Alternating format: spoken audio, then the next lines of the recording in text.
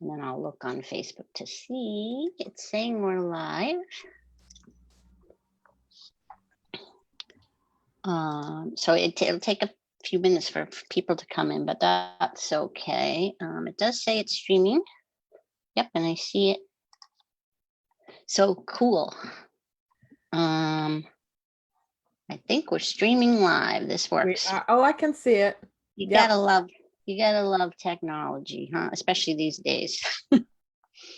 So this is Jill Whalen here with speaking with a couple of my friends. Lana, I can't say your last name. I'm gonna try. Lana B. Go on, I dare you. Lana B is fine. And Lana B. Linda Ford, I can say that one. And we're going to be speaking today about confidence, and they have other ways of explaining it too, but that's the word I know associated with it. I had the reason for this chat is they had given me some access, a review copy, if you will, of their new program that's just coming out in a week or something? Next week, 1 week, yeah. It's out now. 25th. Yeah.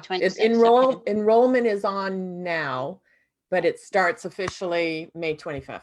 Awesome. And I will put links to that under this chat when we at the end. But I do want to talk about that because that's, that was the reason for this call, because I was very impressed. I mean, I know what you guys are talking about. It's the same stuff I talk about. But it's always cool to like hear it in a different way and to hear you guys' stories. And, the first module was basic review for me. And I think for other people who maybe already have this understanding, but after that, I think, even if you do have this understanding already, because at first I was going to say, well, I think if you already know this stuff, it's probably not for you, but I can see it.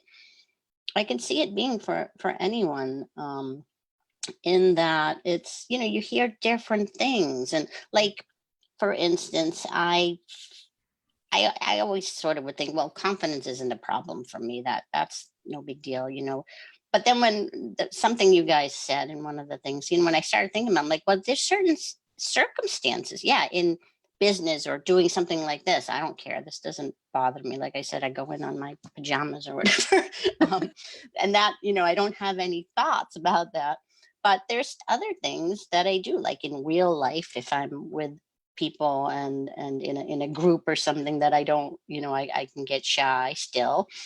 So, it's interesting that there's confidence seems to be a thing that's maybe, or seems like it's dependent on situations. So I don't know, maybe you guys could speak to that a little bit. Yeah, I'm happy to. So, I mean, it's the same with most people. I think we can all find or identify areas in our life where we feel confident, what we would consider confident, or we're not self-conscious. So we're not thinking about ourselves and we just show up and we just do what we have to do. And then there's those areas in life where we're like, ooh, no, but that circumstance, that's different. Somehow that is different. And I don't show up the same way. And most people attribute that to the circumstance. Well, it's understandable because I'm not used to speaking in front of large groups, or I don't like big dinner parties. Like I'm a one-on-one type of person. I'm an introvert. We put all these labels onto ourselves. And then when we find a circumstance that triggers some of those labels, if you will, we go, oh, well, yeah, see, this is where my self-consciousness shows up. This is where I'm not confident. And then we create a narrative in our mind that reinforces that story, that reinforces, yeah, look, see, every time that circumstance shows up, I'm not confident. And then when we really get into the story, we can sort of expand it to say, well, you know what, maybe I'm just not a confident person. Maybe this is going to show up and bleed into other areas of my life. And that right there is the misunderstanding, thinking that the circumstance is what's creating your feelings of self-consciousness. what we show and what you know, Jill, is that it's not the circumstance. It's never the circumstance. It's the circumstance is neutral. There's nothing inherently good or bad about a circumstance. But what happens, and the way we experience anything in life, is through our thinking, through the experience of thought in the moment. And we're going to feel what we're thinking. So if we're in a circumstance and we think, oh my gosh, there's too many people here, like I'm just going to withdraw into myself, we're going to feel that. We're going to feel that self-consciousness. And the thing that I found so fascinating about the whole topic of confidence is really what it comes down to is, how much are you on your mind in different scenarios? Because when you're on your mind a lot, like, how am I doing? What are they thinking? How am I showing up? What's going on? When you're on your mind, you've got a lot of extra busy thinking, and you don't have that innate clarity that can just rise up and meet you where you are. And that is consistent. If you look in your life and you say, oh, in this case, I'm confident. Well, are you on your mind in that case? Like, what's going on with your thinking? Versus when you're feeling insecure, what's going on with your thinking? Where's your mind? Where's your state of mind? So much we're on always, it's always about us, right? Go ahead, Linda. Yeah, like I share actually in our book, and also in the course, a time where I used to work in international development, and one of the aspects of my job was to go to these pretty high level meetings, with people from the World Bank and United Nations, and my boss would have me sit at that table with these people and insist. She was a very egalitarian woman, God love her, but she would insist that I participate in those brainstorming meetings, those sessions that we would have. And it just freaked me out. I was terrified, because I had in my head at the time, oh, I'm just not in their league. I'm not on their level. What could I possibly contribute to those meetings? And so I was very aware, and it was always a lot of stress, so much so that I used to pretend that I needed to go to the bathroom to get out of those situations, right? But then the odd thing is, and even before I came across this understanding, I began to see and notice that whenever we go back to our office, where I'd be with my colleagues and interns and just my co-workers, and we had those same meetings to brainstorm, I had absolutely no problem contributing. I mean, it just wasn't an issue. And I used to put it down to, well, it's that circumstance of being with people that I deemed to be out of my league for some reason. And so I could see the difference, but I've always kind of reduced it to that it was just because of the circumstance. It had nothing to do what was going on up here, So we kind of make up these stories about what we can do, what we can't do, who we can collaborate with and who we can't. I mean, Lana and I actually had a recent example of this when we did some videos with Michael Neal and Dickon, and we were a bit nervous, weren't we, Lana, when we first thought of that? I would be. Yeah, I mean, we thought, I remember saying to Lana specifically, should we contact Michael Neal and do an interview for this course? And we had that moment where we thought, I wonder, do we have the guts to do it? And we just had to walk our talk, So we did, and we got it. We got a great interview for it.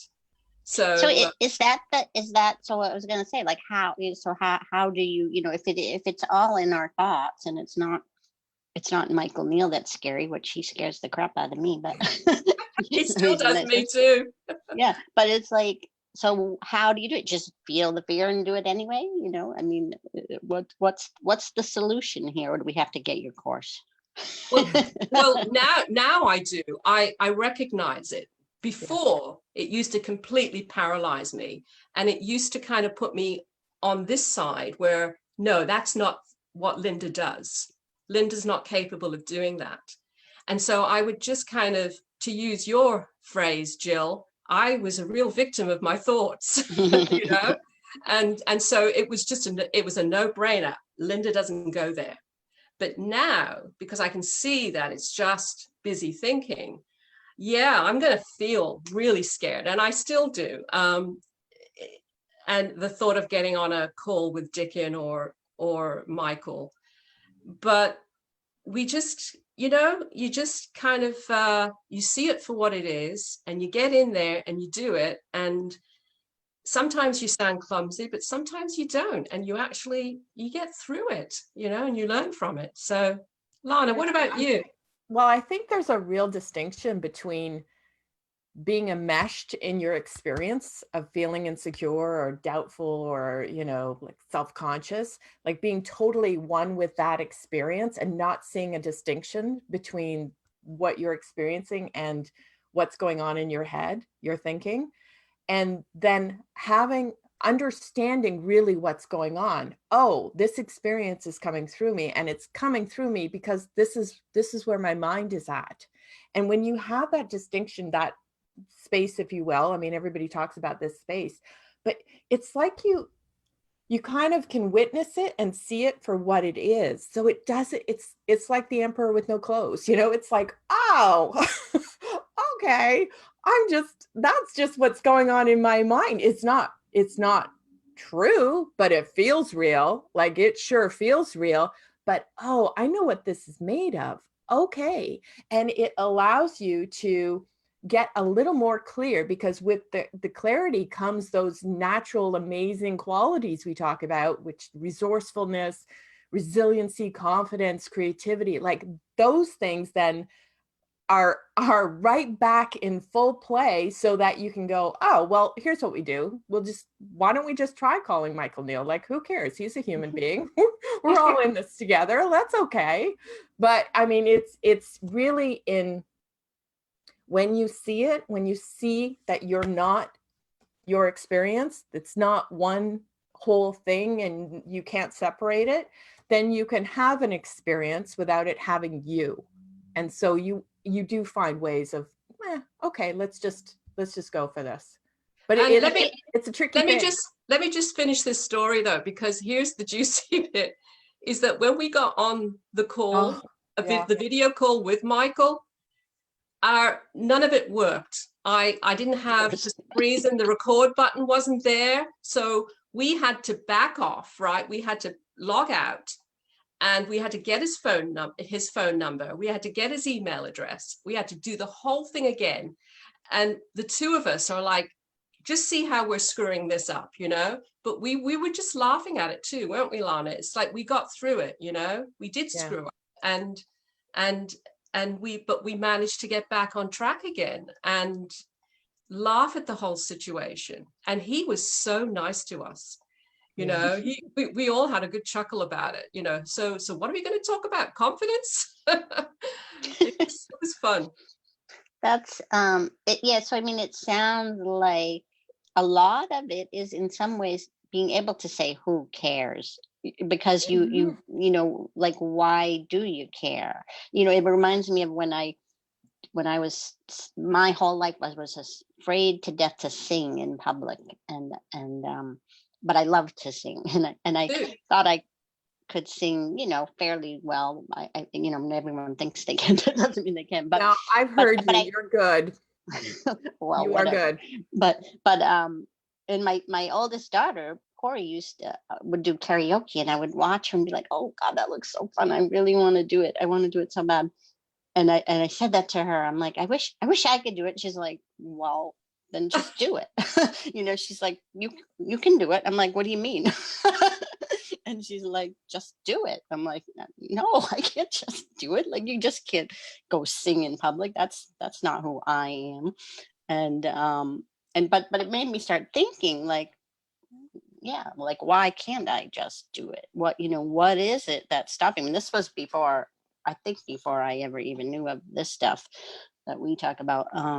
And so so I started like practicing some stuff at home, and then I said, all right, the next time you're around and can do karaoke, I'll do a song with you. She's like, okay, whatever. And she didn't, I'm like, can we practice something? She's like, no, because I wanted it to be, if I'm going to do it, it had to be perfect. And then, so when she was home, we went and I did it with her, and it was so funny because it was like, I'm like, oh, that wasn't so bad. And then I got up the courage to do, I think I even that same night did one by myself.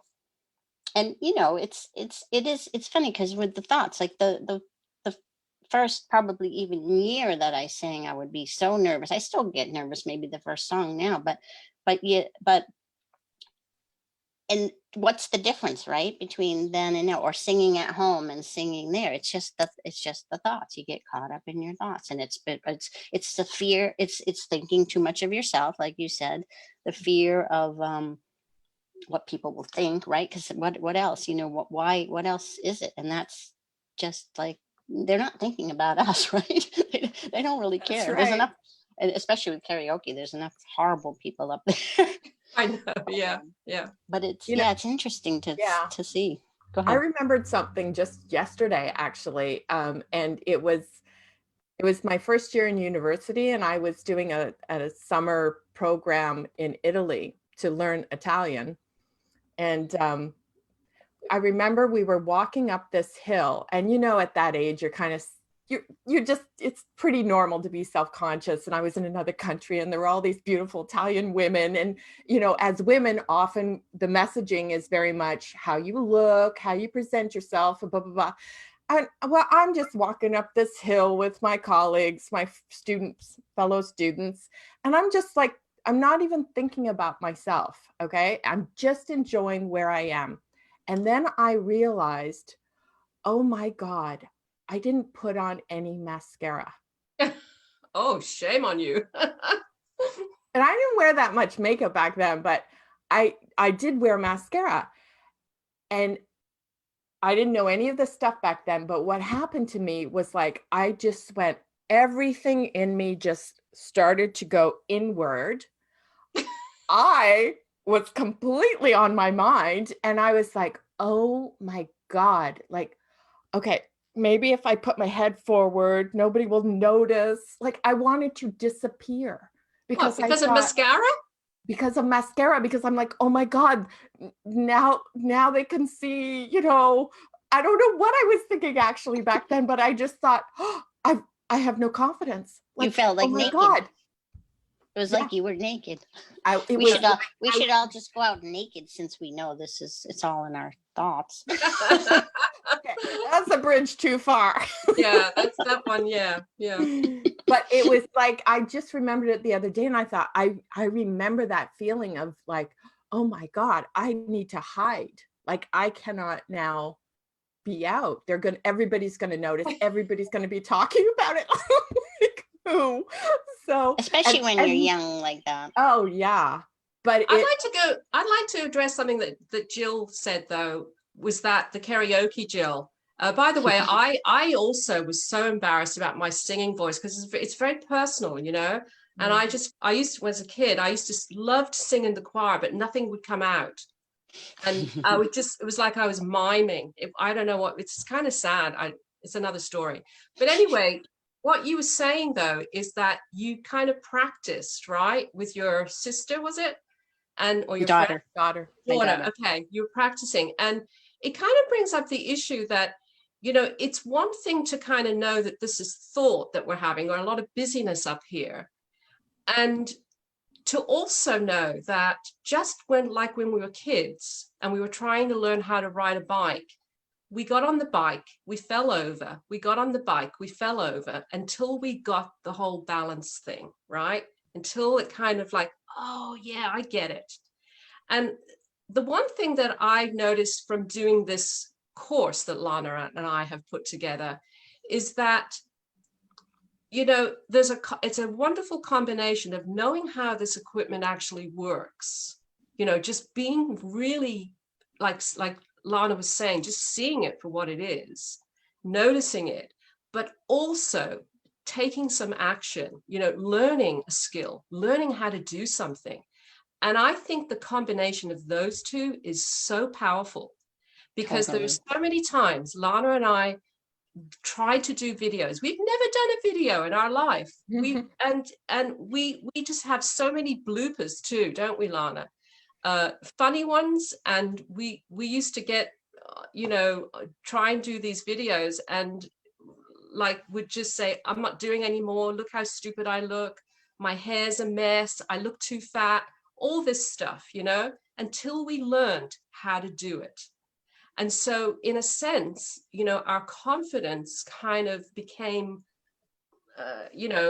emerged, if you like. It kind of came to us more when we understood what was going on with the mind, and when we took action and I learned how to really craft it, So I it's love not just that. a question of saying, oh, I know, it's just thought, Yep. and then you don't do anything, right? It's a really good I combo. think that's so important, because sometimes when people learn this understanding, they hear there's nothing to do, and that's true to in at a certain level. There's nothing to do to necessarily change, your thinking or anything like that. But you still have to practice stuff, and it makes you feel it's a new conditioning in a way. Like the conditioning is what makes those thoughts come in the first place, that we're no good Yeah, at whatever, or that we're scared. And then we can get new conditioning by practicing. And like if you're going to be speaking in public, and doing a talk or something, you don't just go there blind. I mean, in Yeah. some depending if you're talking about this stuff, maybe, but if you already know your subject, but you have to learn your subject. You have to whatever, you have to practice your singing, you have to anything you have to do, and then you do feel more confident. I always know the more prepared I was for Me too. anything, and it seemed like that was giving me my confidence, and I guess in a way it was, because it was changing my conditioning. My thoughts weren't as scary yeah. once Well, I I knew I think could do it. Yeah, I think it's that distinction between competency and confidence. So, as you're both talking about, like taking action, like developing your competency, just like when you learn to ride a bike, what happens when you do have that competence in whatever skill you're developing is there is less on your mind as a result, because you're not like, remember when you were learning how to drive, and I don't know about you, but I was like, oh my God, I cannot shift, look at that mirror, look at this mirror, and steer and make sure I don't hit. I mean, it was overwhelming until my competency came up. And then I didn't have so much on my mind anymore. I had clarity. So that natural innate confidence just shone through because I knew what I was doing. So it's this symbiotic relationship, and it's a consequence of having less on your mind. You're not thinking about yourself so much, and how you can do everything wrong, so that your quality of confidence can naturally rise up to meet you. Right. And if you never try stuff because of what you think of as a lack of confidence, Right. then you can't get competent. So yeah, it's an interesting conundrum in a way for someone who's thinks they can't do stuff. And that kind of brings us to the whole topic of identity, who we think we are. And Linda, I don't know if you want to share the story that I hadn't heard this, but I started in the course about how you, when you were younger, and you pretended that you were American Yeah. for a summer. Oh my God. Can you tell a little of that? That was, I'm curious. I just want to hear that story because it was awesome. Well, yeah. So it's the whole module we do in the course called personality. Who are you really, And so I tell a story of when I was about 14, and as you can tell, I'm from Britain. And as a kid, I come from a very poor background, and I was, I kind of just didn't like who I was. I was, plain, and I was from a boring place in England, which I thought anyway at the time. And I was pale skin, and I just so wanted to be someone else. And so I made up this whole identity. I actually went and stayed with a cousin in another neighborhood and met all of her new friends for the summer. So none of them knew me at all. And so I just made up this identity that I was Samantha from LA. And for some reason, I learned how to do a really good American drawl. Can we And hear I it? learned what? Can we hear it? Well, my mother would tell me now that I sound very American. But anyway, I was Sam, LA. Did we break it to her, Jill? Okay. And I actually even put, that kind of quick tan on your skin so that I was tan. And I was in acting school because everybody's, in acting school in LA. And I really pulled this off. I mean, I love just that. That is just so cool. yeah, it was. But here's what I noticed. And it was just amazing because at the time I thought, wow, when I'm Sam, she gets so much more attention from the boys. People love her, And when I'm Linda, it's like boring.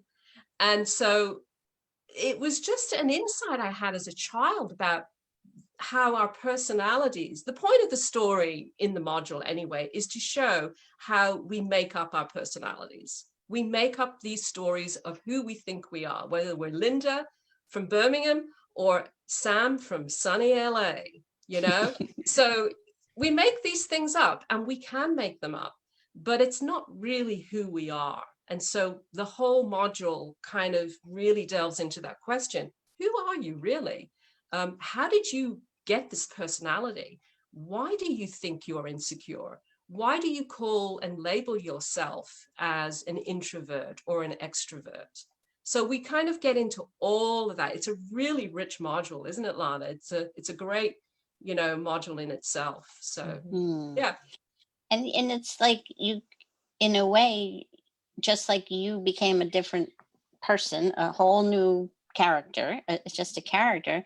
You could almost say that it's like going from being a person who doesn't sing in public to suddenly being, the karaoke queen. Yeah, there you go. There's hope for you, Jill. But it's like so weird because it's all made up. Like it's when you to me, that's such one of the more fascinating things about any of this understanding is just how we can do that, and that you can see we're with confidence, that you can just make, all right, I'm a confident person, let's go with that, I'm going to be that today. Right? Well, that could be your identity. You know what's so interesting? We see the transformation all the time on some of those shows like America's Got Talent or Britain's Got Talent. And you see somebody come out on stage that's very introverted, very, insular, very insecure, their voice is trembling. And then the minute the music starts, it's like all of a sudden, all those labels just fall away and they tap into something bigger than those temporary labels. And, everybody's stunned to look at this new person that's on stage, just singing from this core within them, their true self. That's why people respond to it. That's why they cry when they see somebody transform, because they're witnessing somebody shed something that was false about them and tap into something that's true, real, vulnerable, essential, their core. We can all resonate with that. We all identify with that. And that's why it's so moving for people, because we know that exists within us too. And that is the difference between like good singing and not good too, or anything that we do. When if you can drop that, I notice for myself with singing, like if I'm practicing at home and just giving it my all, like it it's not coming from me, it's coming from that deeper place. And when I can do that in public singing too, it's so different. And you can do that with your work. It's anytime you can get those false thoughts out of the way and just come, and when that comes again, like Linda said, with the proficiency too, the better you are at something, then it's done without personal thought. And that's the way I feel like we're supposed to be living life, always from that space. It doesn't happen all the time, but the more we get there. Yeah, we're human. We're going to get caught up in our thinking. It's just normal for people. But I mean, Linda and I talk a lot throughout the course about, just looking at little kids, like they are such an example of how we are designed, how our the natural ability for us to thrive in life. I can remember my kids when they were like 1, 2 years old. We'd be in a restaurant and there'd be music playing, and they'd just go in front of everybody, and then they'd just move to the music, and everybody was spellbound because we could witness this lack of self-consciousness. They were just in the moment. They were just moving, and it's such a beautiful thing to witness, and we think we lose it along the way. We haven't lost it. It's there, but there's a lot of thinking and a lot of labels we've put on ourselves and a lot of story we've put on top. Mm. Yeah, we get it, unfortunately, we get it kicked out of us, as we grow older. I mean, that story, Lana, you just told about your daughters. I can remember dancing in front of my parents. I was a teenager and doing the cha-cha and with someone, and they started laughing at me like, where did you learn how to do that? And immediately I became so self-conscious, like, because of their laughing. So it's those kinds of incidences that kind of, it's just innocent, it innocently kicks it out of us. And the more we experience those kinds of incidences, we end up kind of thinking, oh, well, I'm just insecure, So Yeah, see, those kinds of incidences are when it starts, right? It's like, you notice somebody laughing, and then your mind grabbed that and interpreted that and created a story about, oh my God, okay, I guess I'm not a good dancer. Like, I can never dance in front of other people. If you think of Seinfeld, the show Seinfeld, remember Elaine, the way she'd do that weird dance, like yeah. she could care less, but everybody knew that was her dance. But I mean, that's the distinction. And Jill sort of touched on it earlier, the who cares, like the who cares. Like when you're not on your mind, you're just in life. You can just experience what you experience, and it doesn't have to mean anything. There doesn't need to be a story. Yeah, it's the who cares, and the phrase that we use in the course is "so what?" It's a great phrase to use in moments like that. So what? What's going to happen? Are you going to fall off the earth?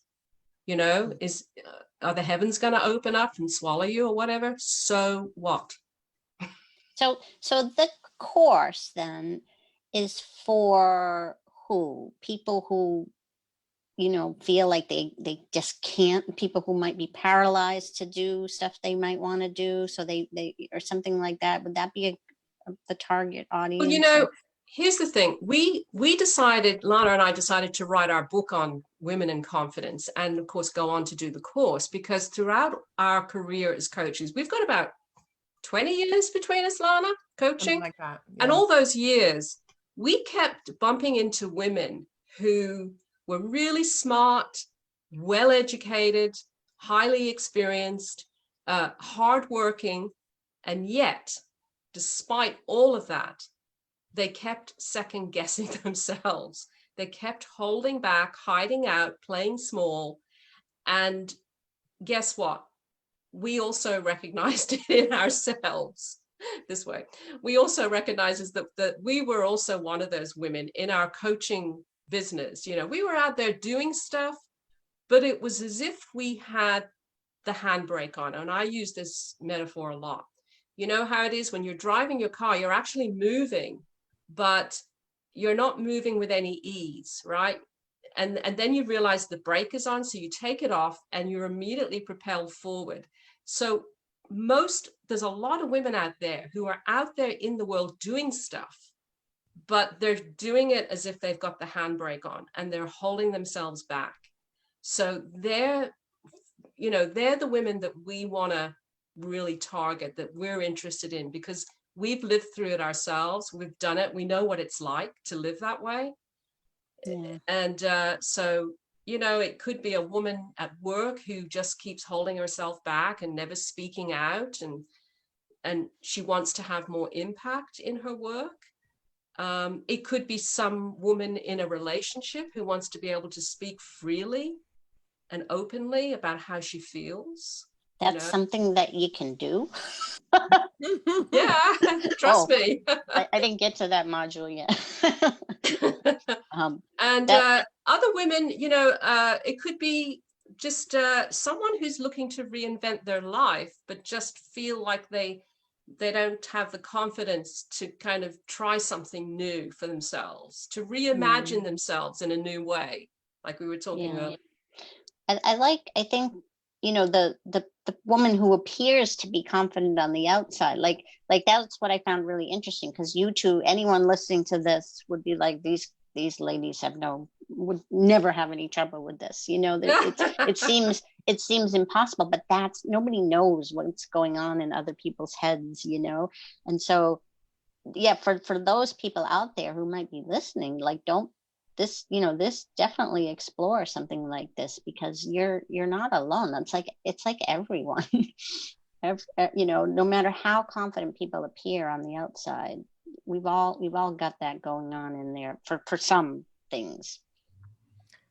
Absolutely. And I don't know if you watched the Taylor Swift documentary, Netflix maybe, but she was talking about the whole good girl persona that she was trying to always keep, not upset anybody, not, always. I mean, she had so many rules for herself, and she had this deep insecurity, and yet there she is on a world stage belting out her songs, like revealing in lyrics vulnerabilities and all sorts of stuff, and yet she had this hidden secret life that so many people have, that they think they're the only ones, and you're not.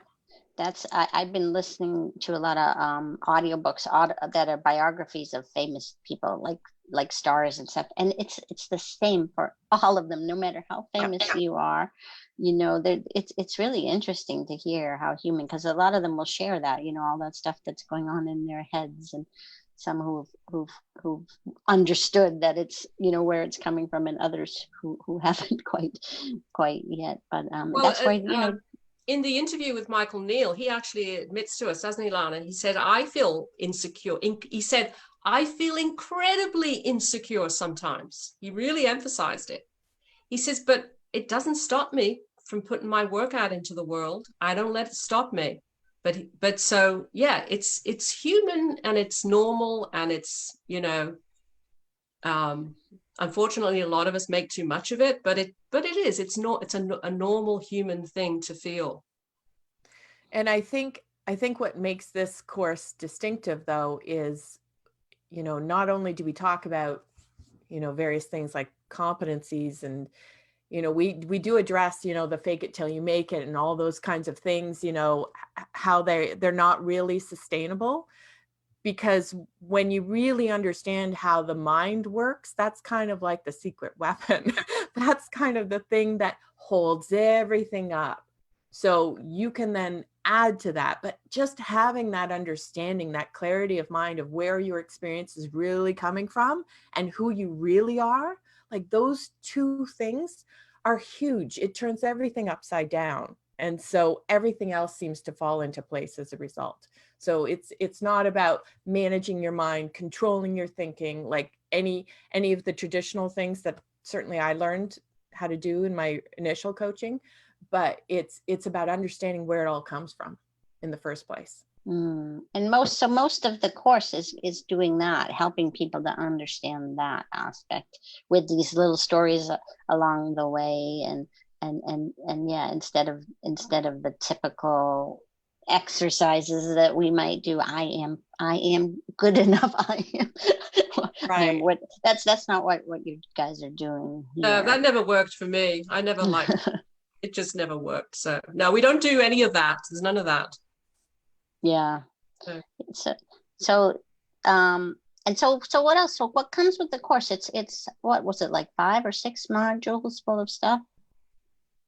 It's 7 modules. Yeah. Go ahead, Linda. No, go ahead. It's 7 modules.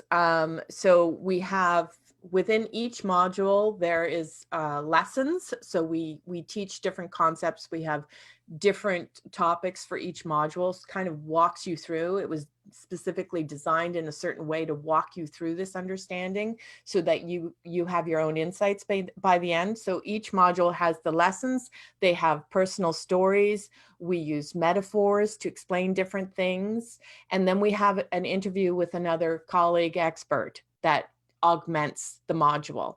So each module is set up the same way, and then we have some bonus interviews. So there's 7 in total.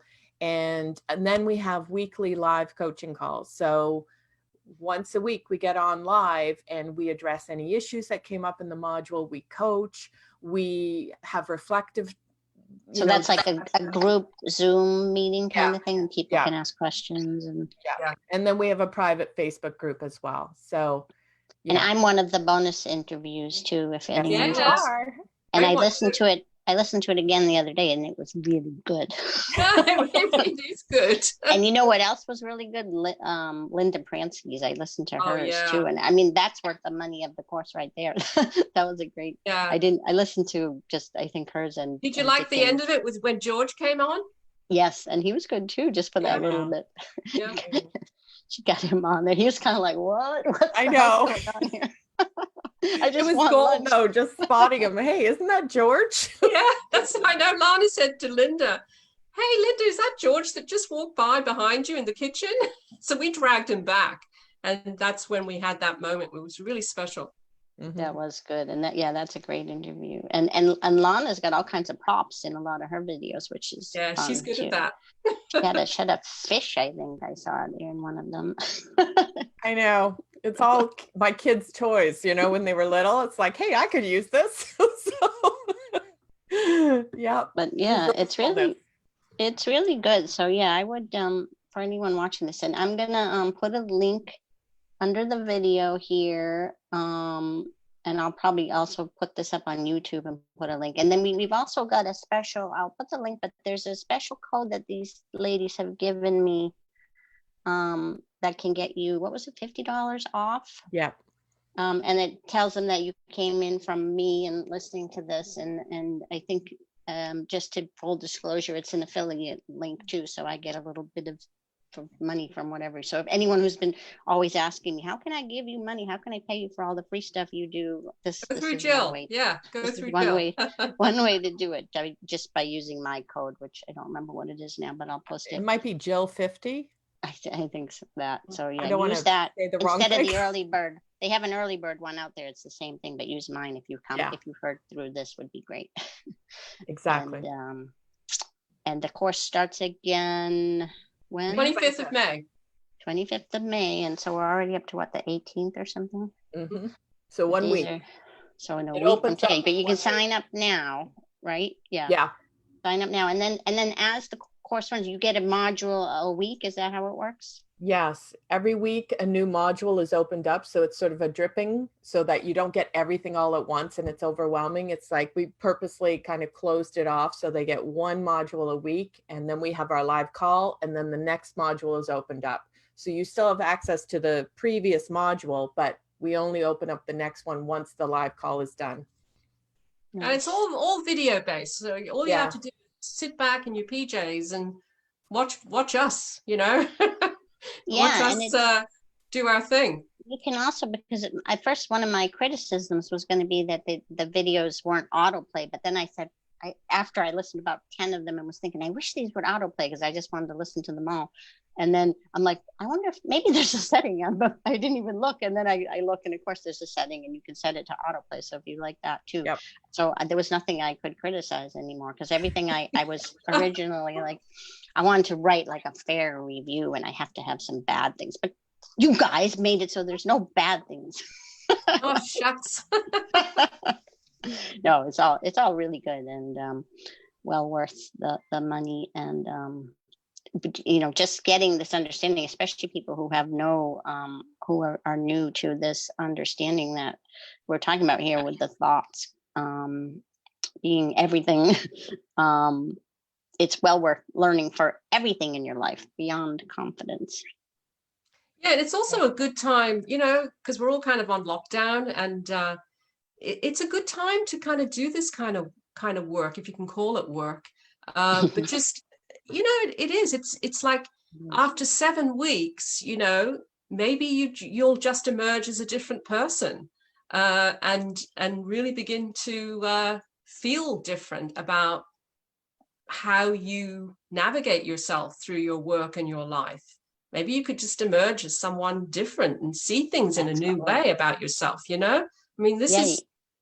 Can you imagine going back to work, like if you were, you know, home all this time and then eventually you get to go back out and you'd be like a new person. Everyone would say, what did you do with whoever? Like, what did you do with Jill? Like my blog.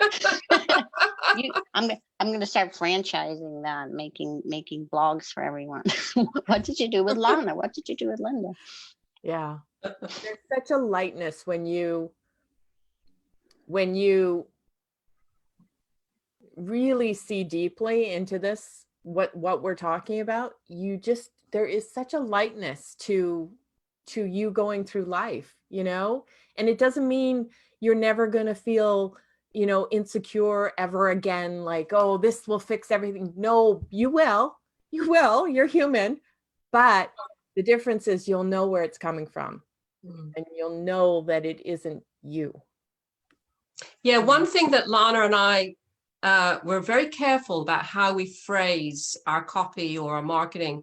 Like, we never say, oh, if you take this course or read our book, you know, you're going to be free from insecurity and self-doubt. You know, it's never been about that. It's always about radically changing your relationship with it. And there's a huge difference, because as Lana says, it's always going to be there. It's always going to show up. But your whole relationship to it, when it does show up, is the key, right? That's it. So, yeah. Yeah, and so that's another reason I couldn't criticize. You didn't even make bold claims or anything. Do we have a money back guarantee if I don't get confident? No, I'm just kidding. All right, well, I'm going to end the live stream here. Thank you, ladies, so much for coming on. Thanks for having us, Jill. What is the well, it doesn't matter. I'll put it in the thing, I guess. And I just realized I didn't record, but that's okay because it's on Facebook and I can get it from there as well. So we're good. Let me end the live stream. Bye, everyone. Thanks for coming. Bye. If anybody has any questions, feel free to message us, Lana or myself, and we'll be happy to talk you into taking it. All right.